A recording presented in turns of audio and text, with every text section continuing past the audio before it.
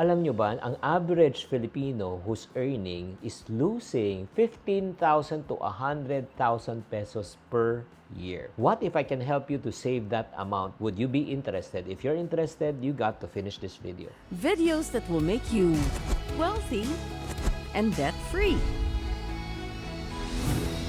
Hi there, this is Chinky Tan, your pambansang wealth coach. Sa araw na ito, ang pag-uusapan natin mga ka-friendship ay yung mga perang tinatapon po natin na hindi po natin nahahalata. Ito lang, disclaimer lang po. Kung ikaw marami kang pera at sobrang pera, hindi mo problema to. Pero kung ikaw, limitado lang talagang budget mo, kapus ka, pakinggan mo to at hayaan mong tulungan kita para ika nga makapagtipid ka ng libo at daang libo. Okay, so ready ka na ba? So right now, I want you to open your minds and then let's discuss. So, ang una talagang isang malaking issue na hindi natin napapansin. Hindi mo napapansin.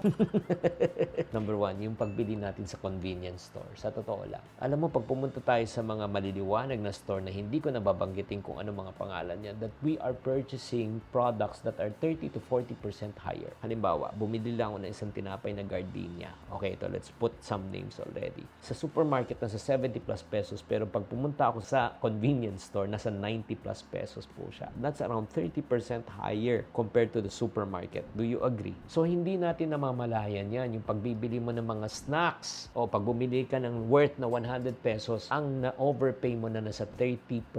Kung 200 pesos, ang na-overpay mo na dyan ay 60 pesos. Yes, ang convenience store, the reason why it's higher because you're paying for convenience. Pero wag mong araw-arawin, kapatid. Pag inaraw-araw mo yan, let's put some numbers na lang. At 100 pesos a day, you're overspending 30 pesos times 30 days. That's 900 a month. That's 10,800 pesos per year. You're overpaying. Number two, ito talaga, pagsusugal. Yes. Ito po, medyo sensitive tong topic na ito. Ngayon, nag-online gambling. Alam nyo bang, wala pang bangka ang nagsasara. Wala pang casino ang nagsasara. The banker always wins. On top of that, meron po kasi siyang mental and emotional aspect. Tingnan mo yung psychology pagdating po sa pagsusugal. Pag ikaw ay nanalo, anong gagawin mo? Gusto mo pang mas manalo pa ng malaki. So, tataya ka pa. Pag ikaw naman ay natalo, gusto mo namang makabawi. Kaya, tataya ka pa. Kaya, in other words, sa 10 beses kang tumaya, 9 beses ka nanalo. Pang 10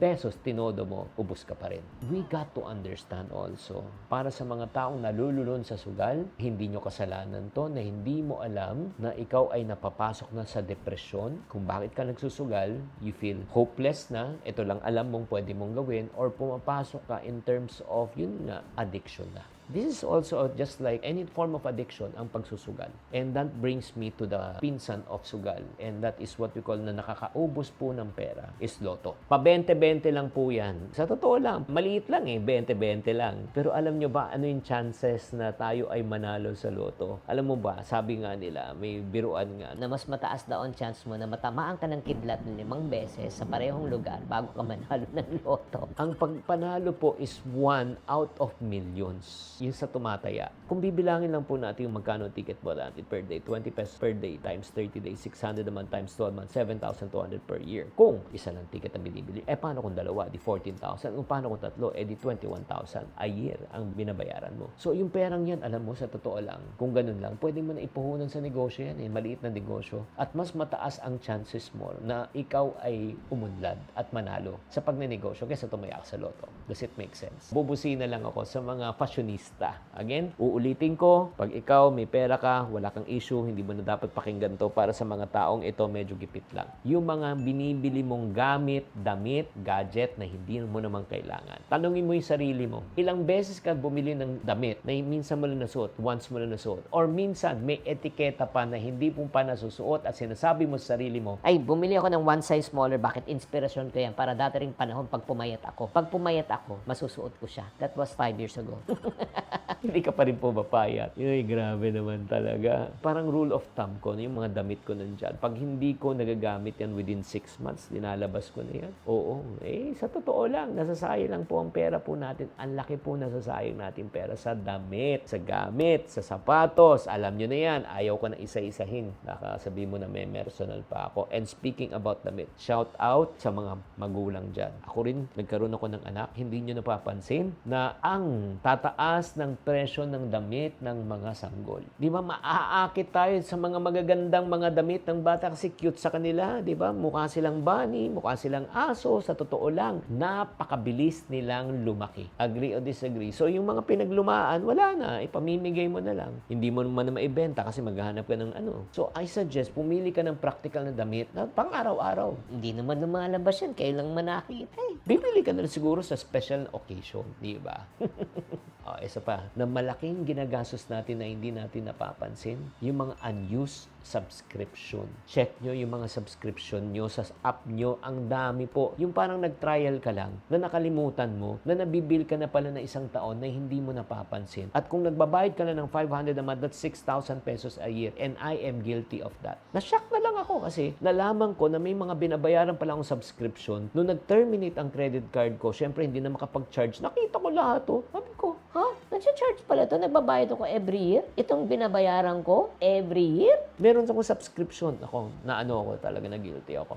I'm paying 72,000 pesos per year, 6,000 pesos a month, na hindi ko napansin. Grabe. Na hindi mo alam, guys, I'm talking based on my experience. Kaya nga, i-check nyo. Sa ganitong pamamaraan, pag chine-check nyo, makakatipid ka sa mga hindi mo kinakailangan na gastos. Are you learning so far? Nade-depress na ba kayo? Yung mga maliliit na bagay talaga na nakakapag-ubos ng pera natin. Ito pa, isa pa. Again, bubusin na lang ako. Pag kumain kayo sa restaurant, alam mo, isang pinakamalaking nasasayang natin ng pera, ang pagbili ng mga fruit juices, ang pagbili ng soft drinks sa mga restaurants, yung mga beverages na yan. Alam mo, in reality, pag bumili ka, di ba, ng mga soft drinks, masashock ka eh. Soft drinks, 100 plus pesos, 75 pesos sa restaurant. Alam mo naman ang tunay na presyo, ka bibili doon. Alam mo naman yung mga shake niyan, mango shake, 250. Di ba? Pag bumili ka ng mangga, kumain ka, shake ka na lang.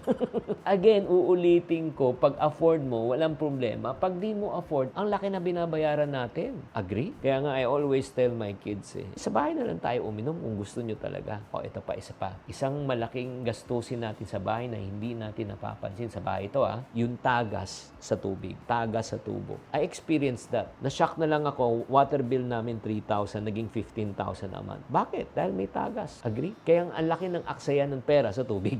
Kaya nga make sure monthly maintenance, i-check nyo kung may leak ba. Sayang eh. Ang isa pang money waster talaga na hindi mo napapansin, yung interest sa credit card. Siguraduhin po natin na bayaran po natin ang buong balanse ng ating credit card bawat buwan para may iwasan mataas ng interest. In the Philippines, ladies and gentlemen, for our foreign guests, we pay 3.5% interest per month. That's 42% per year. If your loan is at 100,000, you're paying 3,500 per month. If it's at 1,000,000, that's around 35,000 pesos per month. Ouch! That's the amount that you're going to pay. Sayang. And ito pa, when you travel during peak season, ay grabe, ito lang ang mga friendship. Always, we go against the flow. Pag may bakasyon, kunyari summer vacation, hindi kami magbabakasyon. Kasi nga peak season nga airfare peak season, hotel peak season, lahat matataas. Diba? Ang makakatipid ka pag nag-off peak ka. Pag nag-off-peak ka, di ba, wala na masyadong pumupunta. Siyempre, babaksak ng presyo. So, supply and demand yan na hindi natin alam, ang laki po nagagastos po natin.